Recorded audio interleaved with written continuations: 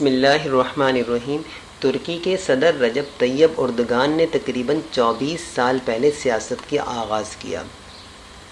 ایک ناظم سے صدر تک کے سفر میں جو کچھ انہوں نے کیا اس کی ایک جھلک آپ سب کے سامنے۔ IMF کا 23.5 ارب ڈالر کا قرضہ واپس کر دیا۔ اسکول اور یونیورسٹی کی تعلیم سب شہریوں کے لیے بالکل فری کر دی گئی۔ تمام ترکی باشندوں کے لیے سرکاری ہسپتالوں میں علاج معالجہ بالکل فری۔ 13,500 کلومیٹر کی طویل سڑکوں کا قیام، 1,076 کلومیٹر کی طویل ریلوے لائن، 12 برس میں ایئرپورٹ کی تعداد 26 سے 50۔ ترکی کی ایئر لائن یورپ کی بہترین اور دنیا کی 7ویں بڑی ایئر لائن بن گئی۔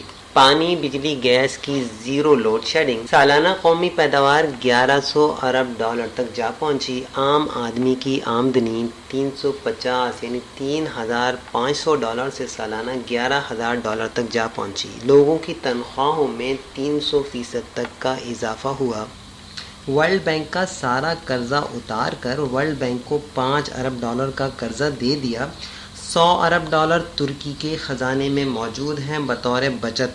یورپ میں فروخت ہونے والا ہر تیسرا الیکٹرانک آئٹم میڈ ان ترکی ہے۔ 10 سال کے دوران 2 ارب 77 کروڑ درخت لگائے گئے۔ تعلیم